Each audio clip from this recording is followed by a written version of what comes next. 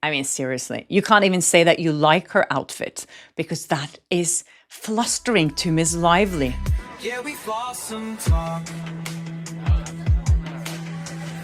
Hi and welcome to Flossom Talk. I'm Tashti Flo, journalist, Hollywood truth teller, and your voice of reason in a town built on delusion. Okay, so first of all, thank you guys so much for all your sweet comments about the blouse I was wearing yesterday. I was so overwhelmed with all your beautiful feedback. Thank you. Since so many people ask where I got it, I did buy it at Nordstrom Rack. It's from a brand called NVLT, and I think it was like $39. So if you're interested in it, I'm sure you can find the same blouse. Anyways, thank you guys. You're so sweet. Sometimes when I read the comments, I get really emotional and I'm like, wow, I'm so lucky to have you guys. Anyways, let's get into all the mess here.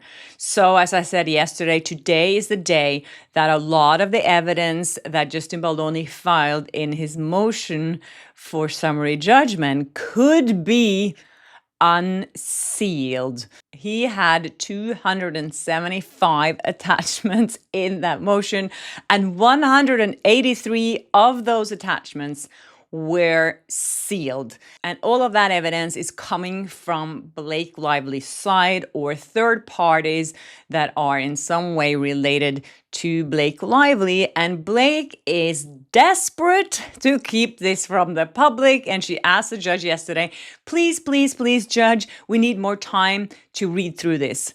Now, Baldoni's team has responded saying, hey, judge, why does she need more time to see this? She has most likely seen most of this evidence already, and she has like some of the biggest law firms in the world working for her 24/7, so I'm sure that they can find the capacity to look through this. And they also said the public deserves to know. So as of now, the judge still hasn't ruled on this, so we're gonna have to wait a little bit longer for that. But another thing the judge just did, he just called for kind of an emergency hearing that's going to happen already on Monday, and that is related to Jones' work.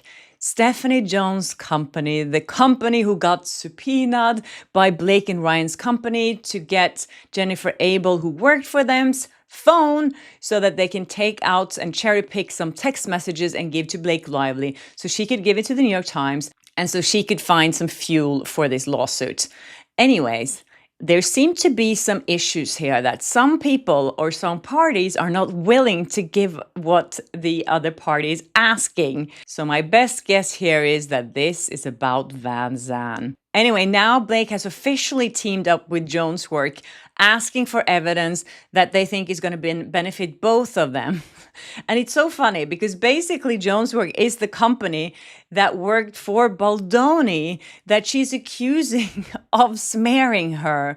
But you know, the enemy of my enemy is my friend, and that's exactly what's happening here right now. They are desperate to try to find some evidence because, as you know, they have zero at this point. Also, Colleen Hoover has broken her silence. She is given an interview to Elle magazine where she claims that she knew nothing about what was going on It Ends With Us, which doesn't really make sense considering that she sided with Blake Lively here. She's calling everything a circus, and it's basically all about her. Now I think Colleen Hoover is the new victim here. Also, Ryan Reynolds is in the headlines again. This time he's making jokes of his kids and comparing them to spawns of Satan. I find it so interesting that he can joke about these things, but when Baldoni makes a joke, it is so offensive to everyone. I also wanted to talk quickly about this bar scene that I've been referring to lately, the one that all the media outlets could hear what Baldoni said without anyone else being able to hear it, where they claim Baldoni is joking, saying, I missed the SH training. And as you know, Baldoni himself added that evidence as part of his defense, and Blake Lively used it against him, saying that he says in this clip that she looked sexy in her onesie and that he said she was hot while he was actually talking about the bar and the temperature that was hot. And they also most definitely planted this story in the press where she says, where they're claiming that Baldoni said, "Sorry, I missed the SH training." No one so far has been able to hear what he's actually saying there, and that's why we know it's coming straight from her team, that they planted this and they said, we can swear that that's what he's saying, even though you can't hear it. Anyways, this is what's interesting, because when we go back to Blake Lively and how she explained what happened in this bar scene, it's quite interesting to actually see the footage of what happened and how everything that way she explains it makes absolutely no sense. So this is how Blake describes this scene and what happened before and around behind the scenes of this day on the set. In her second amended complaint, she says, on another day, Ms. Lively wore a low-cut dress to facilitate breastfeeding, but had it covered up with a coat. When the jacket briefly popped open at one point to reveal the dress, Mr. Baldoni commented about how much he liked her outfit, which flustered Miss Lively. Why do you get flustered when someone said that they like your outfit? I mean, seriously, you can't even say that you like her outfit, because that is flustering to Miss Lively. Later that day, Mr. Baldoni pressured Miss Lively, who was in her pre-approved wardrobe, to remove her coat in front of the crew and multiple background actors in a packed bar.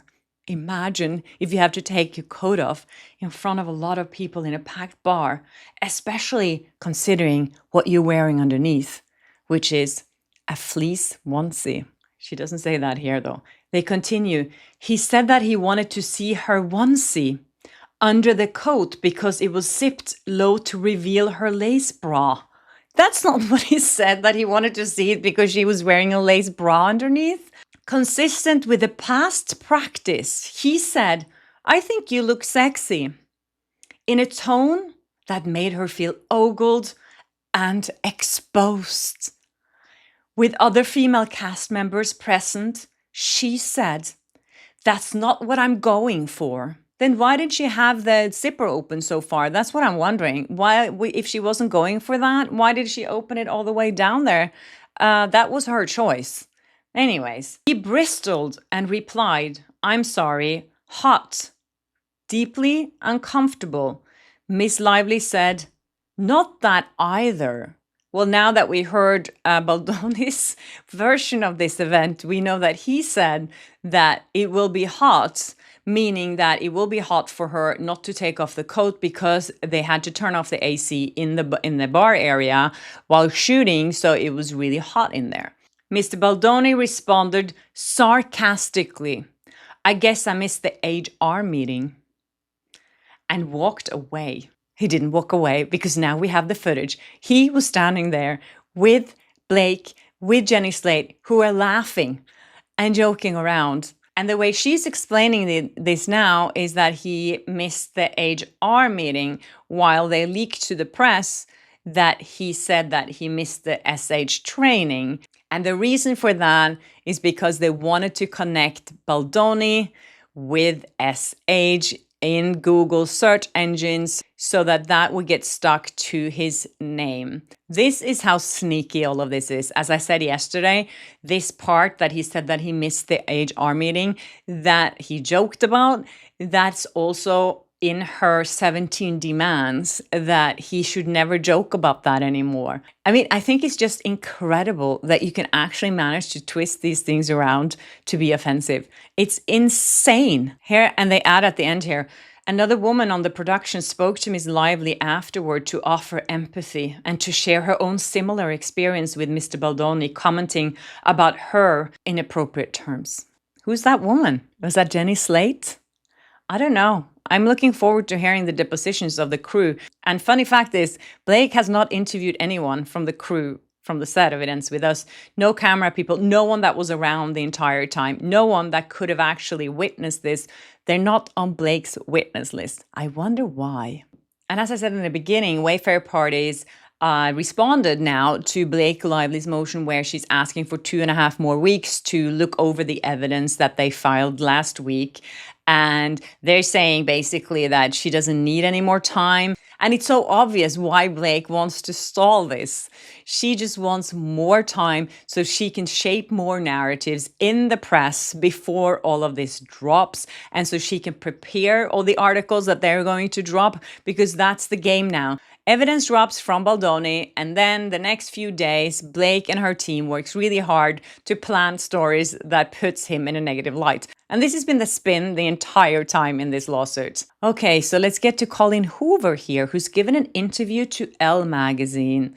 This is interesting. So Colleen says here in this interview that she was completely unaware that anything was happening. And it says that she was on the set for a few days of filming and she has a brief cameo. Okay, so she was completely unaware. That's her own words. So why did she take Blake Lively's side? If she was completely unaware, she just chose to believe Blake. Why? Just to refresh everyone's memory, this is what Colleen Hoover said when this lawsuit dropped. She said, Blake Lively, you have been nothing but honest, kind, supportive, and patient since the day we met. Thank you for being exactly the human that you are. Never change, never wills. Okay, and then later she deleted her Instagram account. And then I think now she deleted all her photos with anyone from It Ends With Us, all photos with Blake, all photos with Justin. Anyways, the article continues that the author says she finds the whole mess unfortunate and disappointing. It feels like a circus, she said.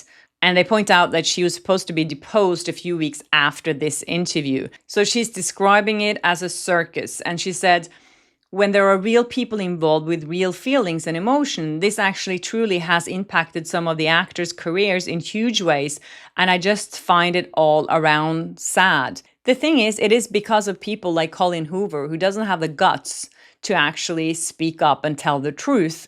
That's the reason why this is such a mess, because of all these cowards. The article says that Colleen is leery of breathing more life into the controversy and chooses her words carefully. I'm just trying to stay removed from the negativity. I have my own story I could tell, but I don't want to bring attention to it. And I don't want to have to put someone else's down to lift myself up. So I'd rather just ignore it and let people think and say what they're going to say. So she has her own story to tell, which we will hear about because she's been deposed. So we are going to hear her story being told whether she likes it or not. And the fact is, if you are completely unaware that she's saying that she is, how does she have her own story if she doesn't know anything about what was going on? She also said, I feel like it's so big at this point that there's nothing anyone can say to change whatever opinion people have on it, even though no one has the actual truth. Not even me. So she said she doesn't know the truth, but she still believed Blake. I mean, all of these contradictions in what she's saying, it's just mind-blowing to me. And then she said, mostly she just feels badly for her mom. The book was inspired by her story, and now it just gives us PTSD to think about it. I feel awful because I almost feel like she's gone through more with the aftermath of the film, more pain than she went through with my dad, just seeing the ugliness of it. And then she talks about how she feels about her novel now, and she says, I can't even recommend it anymore. I feel like the lawsuit has overshadowed it. I'm almost embarrassed to say I wrote it. When people ask what I do, I'm just like, I'm a writer. Please don't ask me what I wrote. She hopes one day after the trial concludes, she might feel differently. The more time that passes, the easier everything gets for all of us, she says. But it's sad because I was very proud of that book. And I'm still proud of it, but less publicly so. Maybe I need therapy. I don't know. I think she does. And I think what she's saying here is so selfish. She's saying that the lawsuit ruined the book for her. And she's so embarrassed about it. And she can't recommend the book anymore. So she feels that this lawsuit really harmed her. But still, she publicly supported Blake. I think this proves that she's really uncomfortable with her position here, that she actually chose sides here, because everything she says here is trying to distance herself from the situation, backtracking everything. I don't know the truth. I want to stay out of it. And maybe I need therapy. And I feel like I have no empathy for Colleen Hoover at this point. She knew what she was doing. She's a grown woman. She's a very successful businesswoman as well, and an author. So for her to play the victim here that, oh, poor me, they ruined the book for me, I just don't know. Also, it's quoted here what Blake actually said to the New York Times, which I find so funny right now. She said at the time, "I hope that my legal action helps pull back the curtain on this sinister retaliatory tactics to harm people who speak up about misconduct and helps protect others who may be targeted." How much has she spoken about this since it happened? How many women has she helped? None. What she has done here is dragged so many innocent women through the mud. And now a lot of people find it much harder to believe women when they come out. That is what Blake Lively has accomplished here. Anyways, it seems like Ryan Reynolds is trying to make some more money now. As we know, the legal bills are piling up, so now he's taking on all these extra gigs. One of them was for Wall Street Journal CMO Summit that was in New York on Tuesday this week. And People Magazine did this story on it where it says Ryan Reynolds, why he soft parents his 4 kids with Blake Lively, but jokes they're still spawns of Satan. And he keeps talking about how he's soft parenting and safety, a place of safety. It's so important for him. That's not how he grew up. I feel like he's out talking about all this like mental health stuff lately. And as you know, he talks so much about being a people pleaser all the time. So he's just trying to change the narrative now to from us going like, oh, Ryan, the jokester is now Ryan. Oh, he's such a deep thinker and he's so emotionally mature.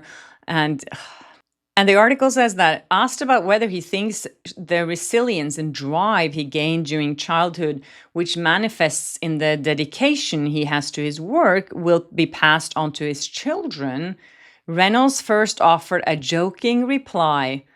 "I don't know," he said. "It's a worry, you know. God, I'm not effing them up enough." It's so interesting how he can joke about these things and not effing up his kids. But when Justin Baldoni jokes about missing the HR meeting, that's super offensive. And then he says, soft parenting is new, right? I didn't have that. And then he says, there's not a lot of yelling and punishment or anything like that. But I'll tell you something. I really don't believe that you have to be screwed up, effed up to make good stuff. Talking about his career, that he doesn't think that you need to have that to make good stuff. I'm guessing he's getting all his yelling out on Justin Baldoni because, as you know, he yelled at him for 4 or 6 hours at their penthouse, according to Justin Baldoni's newly released text messages. And then he says here that if I'm making a joke and it involves someone's name, I'm not going to make that. And it will not be in the final product unless I talk to that person. Well, we know that Nice Pool was based on Baldoni, and we know that he definitely didn't talk to him about that before he created that character and before he made fun of him in front of the world. And then he says, I don't punch down. Really?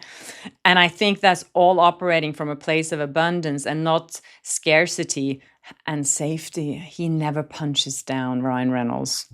Remember that interview with the kid at Toronto Film Festival when he was being rude to the kid and everyone picked it up? I guess that also was a joke. But as long as he can cover everything up as a joke, it's not mean. And then he continues to joke a little bit more, where he said that there are still plenty of challenges that arise. And I think my kids feel safe. Are they still like spawns of Satan? Yes. And I'm calling myself the Satan this moment. Yes, but they are. They're still kids, added Reynolds. Well, he's not still a kid, and he calls himself Satan here. I don't know. What do you think? It reminds me of that video that I can't even show here because it's so R-rated, when Ryan Reynolds put his kid in Deadpool and made his little daughter say extremely inappropriate things, referring to his relationship with Wolverine. Anyways, you can Google that if you're interested. Anyways, that's it from you guys. I hope you enjoyed this episode, and thank you so much for watching and for all your support, and again for all your sweet compliments yesterday about my blouse. That really made me smile. Thank you. And if you haven't subscribed yet, please do, and hit the notification bell so you never miss an episode of Flawsome Talk. And I'll see you soon. Bye. Yeah, we flawsome talk.